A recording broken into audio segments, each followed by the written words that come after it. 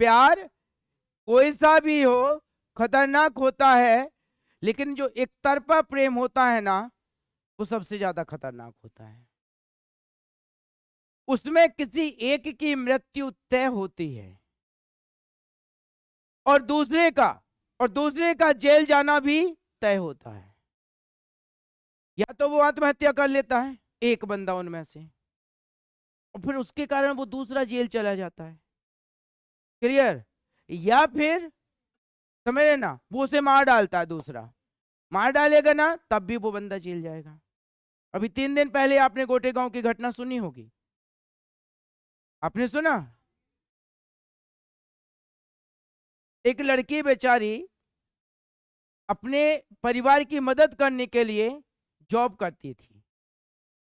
कोई सनकी टाइप का इंसान पिछले 2 साल से उसके पीछे पड़ा था, है ना? 2 साल से उसके पीछे पड़ा था, उससे बोलता था कि मुझे शादी करना है तुमसे। वो लड़की उसे अवॉइड करती थी कि मैं नहीं हूं इंटरेस्टेड, मेरे लक्ष्य कुछ और हैं, मेरा जीवन कुछ और है, मुझे अपने माता पिता के लिए कुछ करना है। लेकिन जो एक तरफा प्रेमी होते हैं ना, वो सनकी होते हैं, वो इंसान होते ही नहीं है।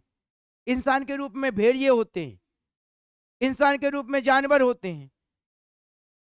उसे लगा कि इसका मेरे जीवन में आना नामुमकिन है, और आज से 2 दिन 3 दिन पहले उसने उस लड़की को रास्ते में रोका। वो जॉब से अपने घर जा रही थी, रास्ते में रोका, बोला क्या मैरिज करोगी?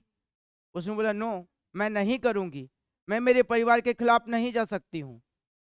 उसने क्या गलत किया? कुछ गलत नहीं किया, आई थिंक बिल्कुल भी गलत नहीं है।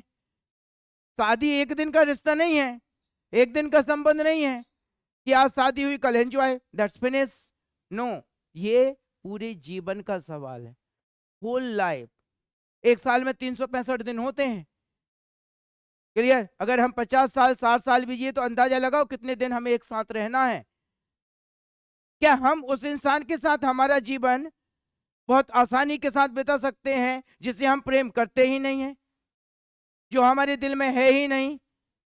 तो क्या वो एक तरफा प्रेम हमारी होल लाइफ हमें खुशी दे सकता है?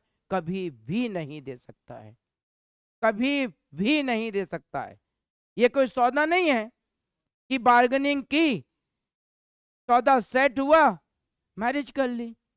This is a relation for whole life, एक रिश्ता है पूरे जीवन के लिए।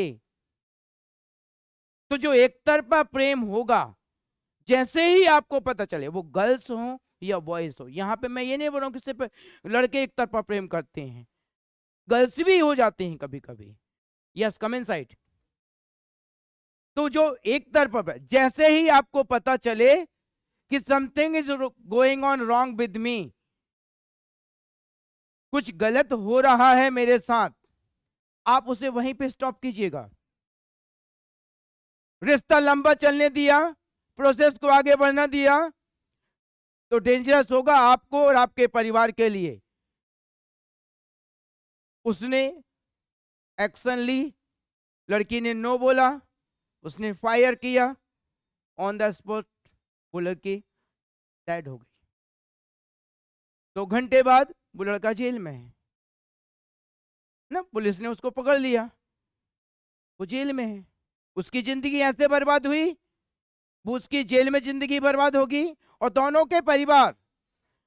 के परिवार की जिंदगी इस एक्शन से खत्म हो गई है। क्लियर हुआ माय डियर फ्रेंड? तो हमारे द्वारा की गई एक्शन हमारे भविष्य को बनाती हैं, साथ ही साथ हमारे परिवार के भविष्य को भी बनाती हैं।